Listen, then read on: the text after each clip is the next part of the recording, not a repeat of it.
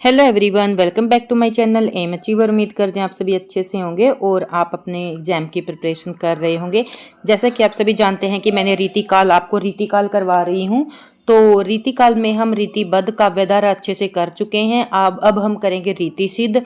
तो आपको पता होगा जो रीतिबद्ध काव्यधारा है, जो रीतिबद्ध कवि थे, उन्होंने एक जो रीति है उसके आधार पर अपने काव्य रचनाएं की, लक्षण के आधार पर अपनी रचनाएं की। लक्षण ग्रंथ क्या होते हैं जिसमें काव्य के नियमों के अनुसार अपने रचनाएं की जाती हैं। ठीक है, अब हम करेंगे रीति सिद्ध काव्यधारा। और आप सभी जानते हैं रीति सिद्ध काव्यधारा में सबसे जो प्रसिद्ध कवि हैं वो है बिहारी लाल। ठीक है, तो अब हम उसके बारे में पढ़ेंगे। तो रीति सिद्ध काव्यधारा के बारे में अच्छे से आपको बता दूं। यदि कोई कभी आप नेक्स्ट टाइम इंटरव्यू भी दोगे तो आप अच्छे से बता पाओगे कि रीति सिद्ध काव्यधारा क्या होती है, रीतिबद्ध क्या होती है और रीति मुक्त क्या होती है। ठीक है, तो हिंदी साहित्य के रीतिकाल के विद्वानों ने मुख्य रूप से रीति तीन काव्यधाराओं को विभाजित किया। जो रीतिकाल है इसको तीन काव्यधारा में विभाजित किया गया, रीतिबद्ध, रीति सिद्ध, रीति मुक्त। और आपको इन तीनों काव्यधाराओं के कवियों को भी याद रखना है कि रीतिबद्ध के कवि कौन से हैं और रीति सिद्ध के कवि कौन से हैं और रीति मुक्त के कवि कौन से हैं। कई बार ऑप्शन के अंदर आपको डालकर पूछ लिया जाता है कि रीति मुक्त काव्यधारा के कवि को बताइए। ठीक है, तो रीति मुक्त के तो चार ही कवि हैं, आप सभी को पता होगा, आलम, बोधा, ठाकुर। ठीक है, और जो रीति सिद्ध है इसमें बिहारी है और पजनेश है। ठीक है, तो दो कवि और हैं, वो अच्छे से याद करने हैं। रीतिबद्ध में बहुत ज़्यादा कवि हैं, उनको हम आगे वीडियो में अच्छे से करेंगे। ठीक है, तो अब कर लेते हैं रीति सिद्ध कवि। जो रीति सिद्ध काव्यधारा है, सबसे पहले तो आपको पता होना चाहिए जो रीति सिद्ध काव्यधारा है वो क्या है। रीति सिद्ध काव्यधारा के अंतर्गत वो कवि आते हैं जिन्होंने प्रत्यक्ष रूप से कोई लक्षण ग्रंथ मतलब लक्षण ग्रंथ तो नहीं लिखा। देखो यहाँ पर आप समझिए, अब आपसे कभी भी कोई भी ये पूछ ले लक्षण ग्रंथ क्या होता है, यदि आपको हिंदी साहित्य में थोड़ी प्रॉब्लम है तो आपको पता नहीं है लक्षण ग्रंथ क्या है। ठीक है, कई बार हम एग्जाम के अंदर पढ़ते रहते हैं रीति निरूपण क्या होता है, रीति निरूपण के अंदर सर्वांग निरूपण क्या होता है, विशिष्टांग निरूपण क्या होता है। ठीक है, तो आप इस वीडियो से और जो मैंने पहले कराई है आपके सारे कंफ्यूजन दूर हो जाएंगे। ठीक है, और आगे भी मैं आपको हर एक पॉइंट को अच्छे से समझा दूंगी। तो लक्षण ग्रंथ क्या होते हैं? काव्य शास्त्र के नियमों पर आधारित ग्रंथ। जो काव्य शास्त्र के नियम है, जैसे उदार वो छंद हो गए, अलंकार हो गए, ठीक है, उदाहरण हो गए, नायक नायिका भेद हो गया, काव्य गुण हो गए, काव्य दोष हो गए, उनके आधार पर जो रचनाएं की जाती है उन्हें लक्षण ग्रंथ कहते हैं। ठीक है, तो अब यहाँ पर देख लीजिए, यहाँ पर रीति सिद्ध काव्यधारा के अंतर्गत वे कवि आते हैं जिन्होंने प्रत्यक्ष रूप से कोई लक्षण ग्रंथ तो नहीं लिखा, लेकिन वे काव्य शास्त्र के सिद्धांतों और रीति को परिपाटी से पूरी तरह परिचित थे। ठीक है, तो उनको सभी जो नियम थे उनकी सबको जानकारी थी। इन कवियों ने अपने काव्य में लक्षण उदाहरण से बंदी बंधाई परंपरा का पालन करने की बजाय काव्य शास्त्रीय ज्ञान का उपयोग करते हुए स्वतंत्र और उत्कृष्ट काव्य रचनाएं की। ठीक है, रीति सिद्ध काव्यधारा की जो मुख्य विशेषताएं हैं वो देख लीजिए। रीति सिद्ध काव्यधारा की बता रही हूं मैं आपको, पूरे रीति काल के नहीं, जो रीति सिद्ध काव्यधारा है। रीति का पूर्ण ज्ञान, इन कवियों को रस, छंद, अलंकार, नायिका भेद और ध्वनि आदि का गहरा ज्ञान था। स्वतंत्र रचनाएं, इन्होंने आचार्य बनने की बजाय कवि रूप में रचनाएं करना अधिक पसंद किया। जो आचार्य किस काव्यधारा के कवि कहलाए जाते हैं, मैंने आपको जो रीतिकाल की फर्स्ट पार्ट है उसमें करवाया था कि वो जो रीतिकाल के रीतिबद्ध काव्यधारा के कवि हैं उनको क्या कहा जाता है? आचार्य कहा जाता है। कला पक्ष की प्रधानता है, इनके काव्य में चमत्कार पूर्ण उक्तियां, शब्द क्रीड़ा, अलंकारिक भाषा का प्रयोग प्रचुर मात्रा में मिलता है। विषय वस्तु, मुख्य रूप से श्रृंगार रस। जो इनकी विषय वस्तु था, उनकी रचनाओं का विषय क्या था? विषय वस्तु का होता है जो सब्जेक्ट होता है। अभी इसका जो मेन जो रचना है उसमें काम क्या था? विषय वस्तु क्या थी? श्रृंगारिक रस था, लेकिन साथ ही भक्ति और नीति परक दोहों का समावेश भी मिलता है। जैसे बिहारी की सतसई है, वो श्रृंगारिक रचना है, पर उसमें क्या है, जो बिहारी की सतसई है वो श्रृंगारिक रचना है, और लेकिन साथ में उसमें भक्ति और नीति परक दोहे भी हमें मिलते हैं। ठीक है, तो रीति सिद्ध काव्यधारा के प्रमुख कवि हैं वो देख लीजिए। जो सबसे ज्यादा प्रसिद्ध है वो तो बिहारी लाल है, पर इसके साथ साथ और भी हैं। कई बार एग्जाम के अंदर ऑप्शन आ जाते हैं और हम सिर्फ एक बिहारी को याद करके चले जाते हैं, तो वहां पर हमें प्रॉब्लम होती है। ठीक है, तो इस काव्यधारा के प्रतिनिधि कवि तो बिहारी लाल है। उन्होंने अपनी एकमात्र रचना बिहारी सतसई के माध्यम से हिंदी साहित्य में अमर स्थान प्राप्त कर लिया था। बिहारी रचना के आधार पर ही उन्होंने क्या किया था? जो अमर स्थान है वो प्राप्त कर लिया था। गागर में सागर भरने का कार्य बिहारी की सतसई ने किया था। ठीक है, तो बिहारी सबसे प्रतिनिधित्व कवि कौन है? बिहारी। और जो दूसरे कवि हैं उनके बारे में भी आपको पता होना चाहिए, जैसे रसनिधि जो वो भी रीति सिद्ध काव्यधारा के कवि हैं, ठीक है। और इनकी रचना कौन सी है? रसनिधि की रतन हजारा और रसनिधि सागर, ठीक है। तो ये रसनिधि की रचनाएं हैं। और नेवाज वो भी रीति सिद्ध काव्यधारा के कवि हैं। बैनी वाजपेयी वो भी रीति सिद्ध काव्यधारा के कवि हैं। और पजनेश, ठीक है, इनके बारे में ज़्यादा पूछा जाता है। पजनेश, नेवाज और बिहारी लाल और बैनी वाजपेयी, ठीक है। तो इनकी रचनाएं भी आपको अच्छे से याद करनी है, ठीक है।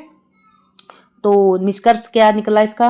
रीति सिद्ध कवियों ने रीति काल की शास्त्रीय स्वच्छंदता के बीच एक मध्य मार्ग का निर्माण किया, ठीक है।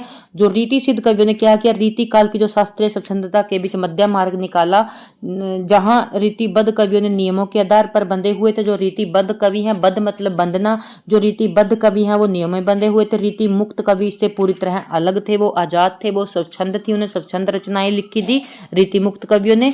वहीं रीति सिद्ध कवियों ने परंपरा का सम्मान करते हुए अपने मौलिक प्रतिभा का स्वतंत्र रूप से अभिव्यक्ति दी, ठीक है। तो यहाँ पर आप अच्छे से समझ गए होंगे रीतिबद्ध, रीति मुक्त और रीति सिद्ध काव्यधारा के बारे में आपकी सभी कंफ्यूजन दूर हो गई होगी। यदि अब भी आपको कोई कंफ्यूजन हो तो कमेंट कर देना, ठीक है। मैं दोबारा से आपको फिर से समझा दूंगी, ठीक है। अधूरा ज्ञान हमेशा हमें मतलब प्रॉब्लम ही क्रिएट करता है, हमें सारा कुछ पता होना चाहिए। तो रीति सिद्ध काव्यधारा में जो कवि हैं, अब इसके बारे में हम विस्तार से पढ़ेंगे, क्योंकि कवि से संबंधित हर एग्जाम में क्वेश्चन पूछा जाता है, ठीक है। तो बिहारी लाल का संक्षिप्त परिचय देख लीजिए। जन्म कब हुआ था इसका? 1595 और 1663 में इसकी मृत्यु हुई थी। जन्म स्थान गोविंदपुर, यहाँ से कम पूछा जाता है, ठीक है। जो पूछा जाता है मैं आपको वो हर एक क्लास में आपको बताती हूँ, ठीक है। इसके गुरु के बारे में एग्जाम में पूछा गया था एक बार। तो जो बिहारी लाल इनके गुरु का नाम क्या है? नरहरिदास इनके गुरु का नाम है। और इनका संप्रदाय क्या था? निम्बार्क संप्रदाय था। आश्रयदाता कौन थे इनके? जयसिंह थे। और बिहारी सतसई के बारे में अब देख लीजिए। दोहा छंद में रचित है, ठीक है। सीधा सीधा क्वेश्चन यहाँ से बन सकता है कि दोहा छंद में रचित है और ब्रजभाषा में है। कहीं बार ऑप्शन में ना लंबी लंबी लाइनें लिख देते हैं, ठीक है। यदि आपको इतना पता होगा कि दोहा छंद में रचित है, फिर आपको सवैया छंद लिख दे, कवित छंद लिख दे, आपको कंफ्यूज नहीं होना है। कितना ही बड़ा पैराग्राफ लिख के दे दें वो क्वेश्चन के अंदर, आपको कंफ्यूज नहीं होना। आपको याद रखना बिहारी सतसई मुक्तक छंद में है, श्रृंगारिक रचना है। सबसे पहले तो आपको पता होना चाहिए मुक्तक छंद में है, ठीक है। और दूसरा पॉइंट इसके बारे में पता होना चाहिए क्या है? श्रृंगारिक रचना है, ठीक है। और तीसरा पॉइंट है ये दोहा छंद में है। और फोर्थ क्या है? इसकी भाषा क्या है? ब्रजभाषा है। उम्मीद करती हूँ चारों पॉइंट आपको अच्छे से याद हो गए होंगे, ठीक है। मैंने क्या क्या बताया है आपको? सबसे पहले क्या है? मुक्तक छंद में लिखी गई रचना है। दूसरा क्या है? श्रृंगारिक रचना। तीसरा क्या है? दोहा छंद में रचित। और फोर्थ क्या है? ब्रजभाषा में है। अब इस क्वेश्चन को बिहारी के ऊपर कितना तोड़ मरोड़ के प्रस्तुत कर दें, आपको कंफ्यूजन नहीं होगी, ठीक है। आलोचनात्मक मत, जो बिहारी के बारे में मत कहे हैं रामचंद्र शुक्ल ने, वो देख लीजिए। तो आचार्य रामचंद्र शुक्ल ने बिहारी लाल को रसवादी माना है, ठीक है। आचार्य शुक्ल ने कौन सा कवि माना है इसको? रसवादी कवि माना है। और नगेंद्र ने बिहारी लाल को ध्वनिवादी स्वीकार किया है। अब आपको ये पॉइंट भी अच्छे से याद रखने हैं। आचार्य रामचंद्र शुक्ल के बिहारी क्या है? रसवादी कवि है। डॉक्टर नगेंद्र ने बिहारी लाल को ध्वनिवादी स्वीकार किया है। और श्री राधाचरण गोस्वामी ने बिहारी को पीयूष वर्षी मेघ की उपमा दी गई है। ये क्वेश्चन एग्जाम में पूछा गया क्वेश्चन है, ठीक है। पूछे गए क्वेश्चन तो मैं सभी लेके आती हूँ, पहले प्रीवियस ईयर क्वेश्चन देखती हूँ, चाहे नेट का हो, चाहे पीजीटी हो, चाहे टीजीटी हो, और वो कहीं का भी हो, किसी भी स्टेट का हो, ठीक है। क्योंकि लिटरेचर चाहे हिमाचल में पढ़े या हरियाणा में पढ़े या मध्य प्रदेश में पढ़े, लिटरेचर सबकी जगह सेम ही होता है। तो जहाँ से क्वेश्चन मेरे माइंड के अंदर होते हैं और एग्जाम के अंदर होते हैं, वहीं से मैं क्वेश्चन क्रिएट करके लेके आती हूँ। तो श्री राधाचरण गोस्वामी ने बिहारी लाल को क्या है? पीयूष वर्षी मेघ की उपाधि दी गई है जॉर्ज ग्रियर्सन के अनुसार, ठीक है। जो आदिकाल में हमारे जॉर्ज ग्रियर्सन है, ठीक है, सबसे पहले हिंदी साहित्य लिखने का श्रेय इन्हीं को जाता है। तो जॉर्ज ग्रियर्सन ने यूरोप में बिहारी सतसई के समक्ष कोई रचना नहीं है, ठीक है। और मैं जॉर्ज ग्रियर्सन के बारे में आदिकाल में आपको बहुत अच्छे से पढ़ाया है, ठीक है। मैंने आपको आदिकाल, भक्ति काल और आधुनिक काल और ये हमारा रीति काल है, मैंने आपको सबको अच्छे से करवाया है। प्लीज़ आप उन क्लासेस को देख लेना, ठीक है। एक एक पॉइंट को आपको अच्छे से समझाया है, ठीक है। तो बिहारी सतसैया के जो बिहारी की सतसैया, इसकी प्रशंसा में प्रसिद्ध पंक्तियां कौन सी हैं? सतसैया के दोहर जो नाविक का तीर देखने में छोटे लगे, घाव करे गंभीर। हमें सब इनके बारे में पढ़ा ही है कि ये जो बिहारी सतसई है उसके बारे में कहे गए प्रसिद्ध दोहे हैं, ठीक है। तो बिहारी सतसई के ऊपर जो टीका लिखी गई है, ठीक है, इससे क्वेश्चन बहुत ज़्यादा इंपॉर्टेंट, स्टार लगा लो। आपको यहाँ से एक भी क्वेश्चन या एक भी टीका के बारे में छोड़ना नहीं है। बिहारी सतसई है, इसके ऊपर अनेक कवियों ने अपनी टीकाएं लिखी हैं, वो आपको याद होनी चाहिए। जो फेमस है कृष्ण लाल कवि की फेमस है, ठीक है, लल्लू लाल जी की फेमस है, और एक सरदार कवि की टीका फेमस है, और एक जो प्रभु दयाल है इसकी टीका फेमस है। मैं सभी इंपॉर्टेंट आपको लेके आई। श्रुति मिश्र की इंपॉर्टेंट है, ये टीकाएं आपको याद होनी चाहिए, ठीक है। जो कृष्ण लाल कवि ने किस नाम से टीका लिखी है बिहारी सतसई के ऊपर, कृष्ण लाल की टीका नाम से ही आप समझ जाओगे। प्रत्येक दोहे का संवेया में विवेचन किया, जो इसके अंदर दोहे हैं उनका किसमें विवेचन किया है, संवेया में विवेचन किया है। और जो विशेषता है इसको तो आपको 100% करना है, तभी आप एग्जाम के अंदर क्वेश्चन निग्लेक्ट कर पाओगे, ठीक है। तो श्रुति मिश्र है, इसके बारे में पूछा जाता है, श्रुति मिश्र ने किस नाम से बिहारी सतसई के ऊपर टीका लिखी है, अमर चंद्रिका। श्रुति मिश्र ने किस पे लिखी है, अमर चंद्रिका। टीका का परिणय दोहों में हुआ है, ठीक है, इसने संवेया में किया है और इसने किस में किया है, दोहे छंदों में किया है, ठीक है। लल्लू लाल ने लाल चंद्रिका नाम से लिखी है, ठीक है। प्रभु दयाल पांडे ने प्रभु दयाल पांडे नाम से लिखी है, आधुनिक खड़ी बोली में लिखी गई टीका है, ठीक है। तो आगे है अंबिका दत्त व्यास। अंबिका दत्त व्यास ने किस नाम से लिखा है, बिहारी बिहार, ठीक है। अंबिका दत्त व्यास ने किस नाम से टीका लिखी है बिहारी सतसई के ऊपर, बिहारी बिहार। दोहों के बाव का रोला छंद में पलवन किया, जो दोहे के बाव होते हैं, दोहा छंद है, उसके बावों का किसमें किया है, रोला छंद में पलवन किया है। ये पॉइंट आपको बार बार कहती हूँ कि याद रखने हैं, और कोई इतना डिफिकल्ट नहीं है। जब आप वीडियो को दोबारा देखोगे, आपके पास कोई नोट्स हैं या आपकी बुक्स है, वहां से देखोगे तो आपको याद हो जाएगा, ठीक है। तो किसने, जो इसके दोहे हैं, तो क्योंकि जो बिहारी की सतसई है वो दोहा छंद में है, तो सवेया छंद में किसने लिखी है ये आपको ये भी पता होना चाहिए। देखो जो अभी हम करके आए हैं, सवेया छंद में किसने किया विवेचन, तो कृष्णलाल कवि ने किया। ऐसे क्वेश्चन बन के आते हैं, ठीक है। आपको जब तक ये फैक्ट याद नहीं होंगे तो एग्जाम में आपको प्रॉब्लम होगी, ठीक है। तो ये फैक्ट मोस्ट इंपॉर्टेंट है। तो बिहारी बिहार में जो दोहों का बामों का रोला छंद में पलवन किसने किया, ठीक है, ऐसे आ सकता है। जो बिहारी सतसई है इसके ऊपर जो टीका लिखी गई है, दोहे के बामों का रोला छंद में पलवन किसने किया, ठीक है। तो आपको पता होना चाहिए अंबिका दत्त व्यास ने दोहों से किस में लिख दिया, इसको रोला छंद में कर दिया। पद्म सिंह शर्मा ने किस नाम से लिखी है, संजीवनी भाष्य। एग्जाम के अंदर पूछा गया क्वेश्चन है ये, ठीक है। तुलनात्मक पद्धति में अर्थ निरूपण, ठीक है, तुलनात्मक पद्धति में अर्थ निरूपण आनंदीलाल शर्मा ने, ठीक है। यदि आपसे ऐसे क्वेश्चन आ सकता है, फारसी भाषा में लिखी गई बिहारी सतसई कौन सी है, फिरंगे सतसई, और किसने, आनंदीलाल शर्मा ने। जगन्नाथ रत्नाकर, जगन्नाथ रत्नाकर की सभी रचनाएं आपको याद होनी चाहिए, ठीक है। तो इसकी जो रचनाएं हैं जैसे उद्धव शतक है, गंगावतरण है, हिंडोला है, बहुत ही महत्वपूर्ण रचनाएं हैं इसकी, जो ब्रजभाषा में है, और ये ब्रजभाषा के लेखक हैं, ठीक है। तो इन्होंने बिहारी के ऊपर कौन सी रचना लिखी है, बिहारी रत्नाकर लिखी है। जगन्नाथ ने क्या लिखी है, बिहारी रत्नाकर। हिंदी खड़ी बोली में सर्वश्रेष्ठ टीका मानी जाती है। हिंदी खड़ी बोली की सर्वश्रेष्ठ टीका कौन सी मानी जाती है बिहारी सतसई की, तो बिहारी रत्नाकर मानी जाती है। इसका वर्षकाल देख लीजिए 1921 है, और किसने लिखी, रत्नाकर ने। और इसके बारे में आपको सब कुछ पढ़ना है, ठीक है। मैंने आपको अंडरलाइन लगा दी और स्टार लगा दी, क्योंकि जगन्नाथ रत्नाकर से क्वेश्चन पूछे जाते हैं, ठीक है। तो उसके बाद हम आ जाते हैं रीति सिद्ध कवि में बिहारी लाल, हम कर चुके हैं, रिपीटेड है, ठीक है। अब हम करेंगे महाकवि बिहारी के सतसई का परिचय, ठीक है। तो प्रस्तुत जानकारी यहाँ पर देख लीजिए, सीधा सीधा यहाँ पर देख लेते हैं। जो इसका बिहारी सतसई का अनुवाद है वो किसने किया था, अनुवादक, ठीक है। तो पंडित परमानंद ने श्रृंगार सप्तशती के नाम से किया है, ठीक है। और किस भाषा में किया है, संस्कृत में किया है। मुंशी देवी प्रसाद प्रीतम ने गुलस्तर बिहारी से किया है, उर्दू में, ठीक है। उर्दू में पूछ सकते हैं, उर्दू भाषा में इसका बिहारी सतसई का अनुवाद किसने किया, मुंशी प्रसाद प्रीतम ने किया, ठीक है। तो आपकी उर्दू भाषा में का भी पता होना चाहिए आपका। संस्कृत भाषा में किसने किया, पंडित परमानंद, ठीक है, पंडित परमानंद ने। और किस नाम से किया, श्रृंगार सप्तशती, क्योंकि श्रृंगार रस की प्रधानता होने के कारण इसको श्रृंगार सप्तशती कहा जाता है, ठीक है। गुलदस्त बिहारी जी का, गुलदस्त तो वैसे भी आप समझ जाओगे क्योंकि उर्दू शब्द है, तो आप अच्छे से समझ जाओगे। तो उर्दू में किसने किया, तो मुंशी प्रेम प्रीतम ने किया, ठीक है। दोहों की संख्या के बारे में अभी जो यूपी टीजीटी हुआ है वहां पर भी इसके जो दोहे हैं पूछे गए हैं। इसके दोहे कितने, 1713 है, इन्हीं को माना गया है, ठीक है।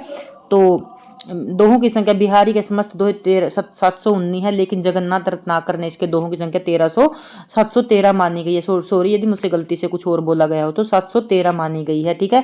तो एग्जाम के अंदर 713 ही दिया था, वही राइट है। तो प्रभाव बिहारी सतसई पर सबसे अधिक प्रभाव, ये क्वेश्चन स्टार लगा लो, बहुत ज्यादा पूछा जाने वाला क्वेश्चन है। जो बिहारी की सतसई है इसके ऊपर किसका प्रभाव सबसे ज्यादा है, तो बिहारी की सतसई के ऊपर अमरूक शतक का प्रभाव है जो संस्कृत किया है, और दो रचनाएं और यहाँ पर नहीं दी गई हैं। एक गाथा सप्तशती का प्रभाव है इसके ऊपर, ठीक है, सप्तशती का प्रभाव है, और एक और है आर्य सप्तशती।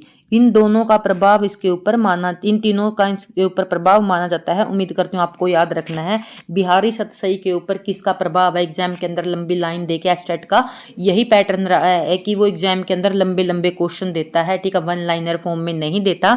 तो आपको तीनों का नाम याद रखना है कि किस किस का प्रभाव है इसके ऊपर, अमरूक शतक का, गाथा सप्तशती का और आर्य सप्तशती का। तीनों की प्रेरणा से बिहारी सतसई लिखी गई है, ठीक है।